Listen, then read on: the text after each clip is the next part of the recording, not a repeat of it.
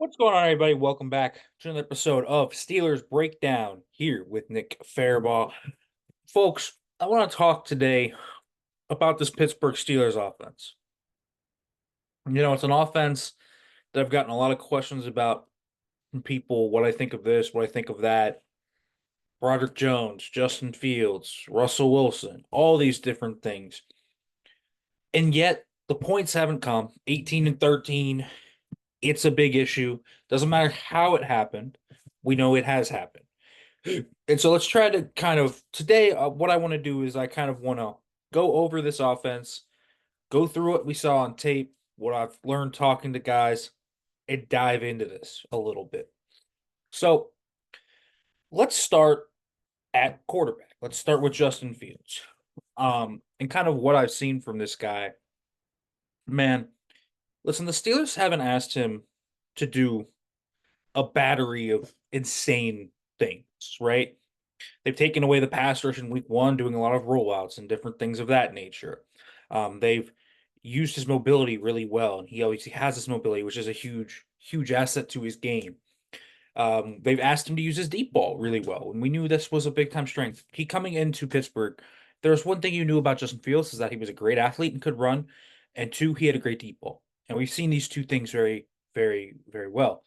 I think the thing that we didn't know before Justin Fields came to Pittsburgh that he's done is he's game managed.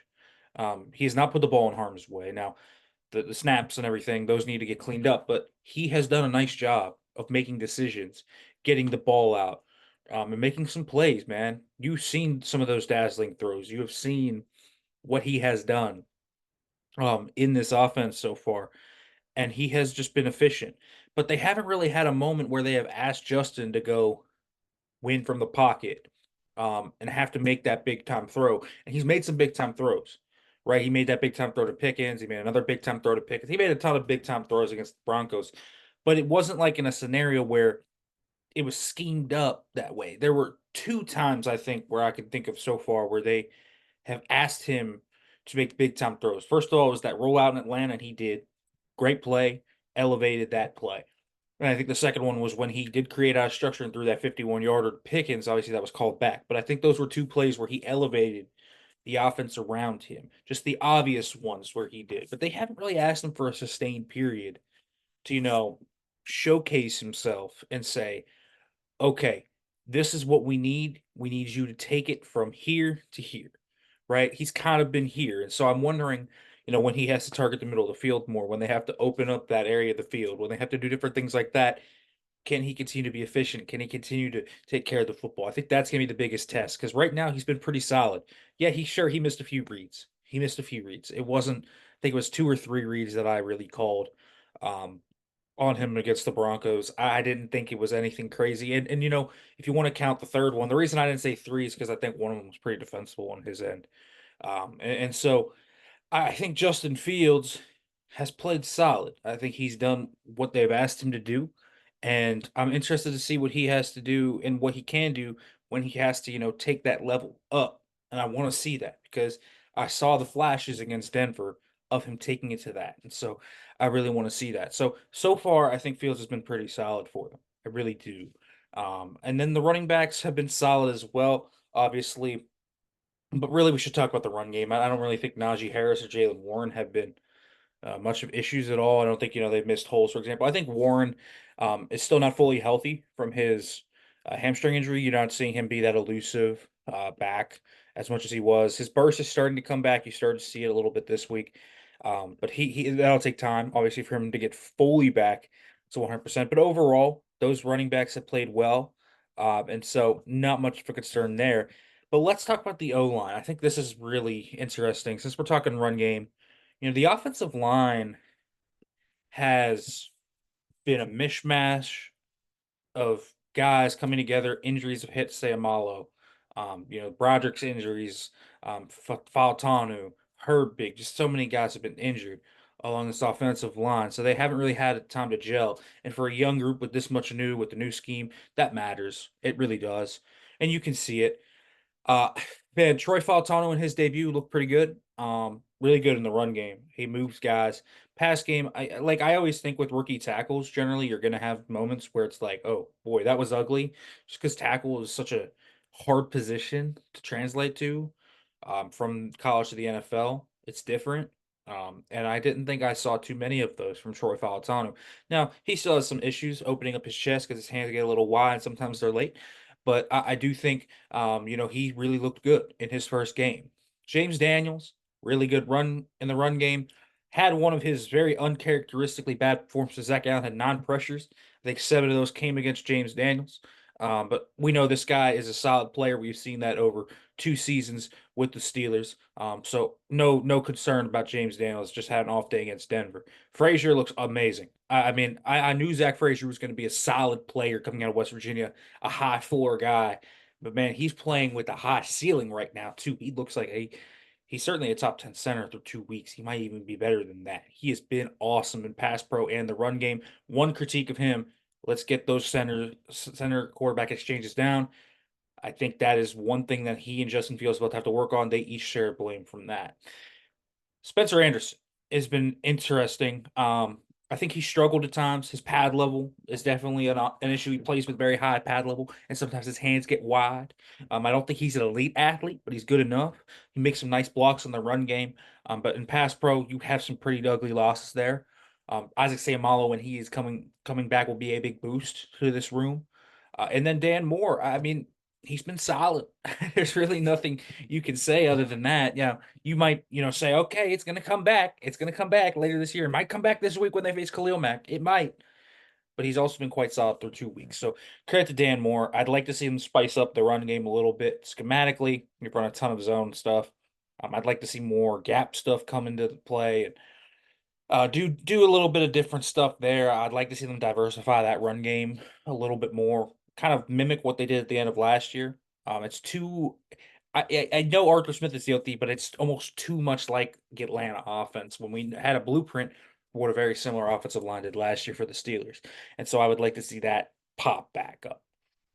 And then well, we don't need to talk about Broderick Jones. I can talk about Broderick Jones. I might do a special video. I mean, I talked about him yesterday specifically on Steelers Breakdown at length, what I would do there, and his struggles. So you can check that out. I'll also probably make a special video here just to talk about him and kind of how you would break that down to me. Tight end room, been very solid. Pat Freiermuth made a few nice plays. I'd like to see him get more chances. I think both of the misses by Fields were to Freiermuth. It seems like maybe the connection between those two isn't fully there yet. I think Freiermuth has a much stronger connection with Russell Wilson, from practices I saw. So I'd like to see that develop with Justin Fields. I think that's something, they need to trust each other a little more. But Freiermuth looks really good. The year 2 leap is very real with Darnell Washington. He's just mashing dudes in the run game. Very nice catch, of course, on the touchdown. He looks really solid. And then, I would like to see Muth and Washington get a little more snaps. I think Pruitt, has been fine, but he's hurt too. Now, probably the second best blocker. We'll see what Rodney Williams can do. He might have to play, so that's something to look out for. Wide receiver, folks. George Pickens is like stamping through the first 2 weeks that he's a wide receiver one. Um, if you would ask me to name 10 better receivers in the NFL so far this 2024 season, I don't think you could name them.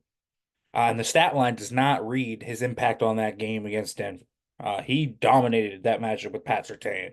And again, I think Surtain's the best corner in football. And now he's got a nice little sneaky matchup this week. Asante Samuel Jr. and Christian Fulton. Fulton's playing really good football right now. But, Pickens, the way he's played, he has been dominant. He's playing a lot more in the slot. They're doing a lot of different things with him. He's just been awesome. I really, and that's in lieu of no help around him. I think this wide receiver room has just been a big issue. From blocking, Austin Miller, and Jefferson are just not good blockers. To I think, usage of Pickens. I think some of the usage of Pickens has been a little too narrow sighted. I would still like to see him used a little bit more, get him open in different ways at times. But these other, wide receivers haven't given him much. So Roman Wilson, if he comes back, that'll be very important for him to be that speed guy that can take some off in the middle of the field. And we talked about the middle of the field. That is a big concern, I think. Not for when the Steelers face teams like, the Broncos and the Falcons or, the Commanders later on their schedule or the Giants. They'll be able to beat teams doing what they've done here. But, when they're facing teams, later in that second half of the schedule, like the Chiefs, and like the Ravens and those guys, that is where I think you'll want to see that middle of the field pop a little more. And Justin Fields has just historically not been a middle of the field passer. We know this. Has tried. He started to experiment with it. If you go back to the second half, he ripped a deep hook to Calvin Austin. It was incomplete and broken up, but he tried to rip it with anticipation. So he's starting to kind of come overcome that a little bit. We saw him rip a nice slant to George Pickens as well. So he's starting to do that a little bit, but we're going to see when he has to do it. I think it's going to be very revealing for the ceiling of this offense. The floor though needs to come up, right? They need to get into the end zone, and there's just a few things that are obviously holding them back. One, this O line's not playing well. Simple as that. They're not playing well enough in pass pro specifically. Two, when you look at the run game, it is being negatively affected by a pass game that isn't consistent. Teams are rolling down the extra safety, playing one high against them, and although that opens up single coverage for guys like George Pickens, they haven't done enough to force teams out of that at times. Specifically in the second half last week, that's what happened. The O line, kind of collapsed in that second half, to a degree. Fields, he takes a bad sack or two every game. That's just Justin Fields, but much better from his time in Chicago. He's definitely improved in that. He's taken legitimate strides. Like I don't think people kind of realize that Justin Fields has taken legitimate strides through two games for what we saw in Chicago, from the turnovers to the sacks. All of that. He looks more composed. So he has played better than he did in Chicago, even though the stats aren't popping like that. But it's going to be okay. What happens when they put more on his plate and say go? That's going to be the big thing. And they haven't had to the first 2 weeks. They were just better than the Falcons and the Broncos on those days. And so this offense has to get out of its own way. Penalties is obviously a huge factor. The penalties were just so demoralizing for the Steelers in that game against the Broncos. And then you kind of look, at okay, this O line's probably going to improve. And then with Arthur Smith, I would say, okay, don't go into your shell too often. I think they were maybe too conservative in that second half, and I'm sure that was part of the game plan. But at some point, you do have to get out of it a little bit. And what can you dial up that maybe helps Justin Fields open up the middle of the field, build some confidence in that area of the field a little bit more. What can you do to even make George Pickens more dangerous? What can you do in the run game to help pop that a little more? There's a few things all around in this offense right now I think that are plaguing them. The O line play, I think, is a big part of that. I think the lack of a wide receiver two or three to separate is a big part of that. I think the fact that the Fields Fryermuth connection doesn't fully seem there yet is probably a big part of that because I think they're relying on 88 to be the two, but doesn't fully seem meshed yet. So there are problems here from basically everyone involved. And I think that's where you get the lack of output, and they're going to need it this week because this is going to be a Chargers team that you shouldn't underestimate. Can the Steelers? It's a very winnable game, no doubt about it. Very winnable game. But this Steelers are probably going to need to score 20 points to win this game. Steelers defense is probably going to do a very nice job slowing down the run, but Justin Herbert is on that other side. You still have so much talent on that offense that you say, okay, that O line is playing very well, and so the Steelers offense is going to need to be okay here. Um, Go and prove that you can get seven. And I want to see some positive signs there. Like on paper, that secondary for the Chargers, it's not great. I like Asante Samuel Jr. I love Derwin James, of course, but guys like Christian Fulton who have played well this year, or Jasir Taylor, who again has had ups and downs moments, historically are not great players. It's 2 weeks, so small sample size. Are these are the start of great seasons, or are they blips of the radar? We don't know yet.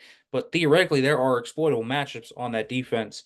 And it's the number one defense by EPA per play right now. So really hard test. But if the Steelers can lock in and have a good game, that's obviously going to be very encouraging for them. But it wouldn't be surprising to me if, with all the moving pieces, it's still kind of ugly. And we'll see kind of what goes on. But just wanted to kind of highlight the offense, my thoughts on some things. Um, going into this week, especially because it seems like Justin Fields is going to start again, and kind of where to go from here. We'll talk tomorrow more about Chargers and getting into that and what I think is going to happen. But either way, wanted to kind of deep dive on this offense, folks. Thanks for listening. Make sure to like, comment, subscribe, turn on the notification bell if you are watching this on YouTube. If you are listening to this on a podcast platform, make sure to leave a review. Thanks for listening, everybody. Be back tomorrow.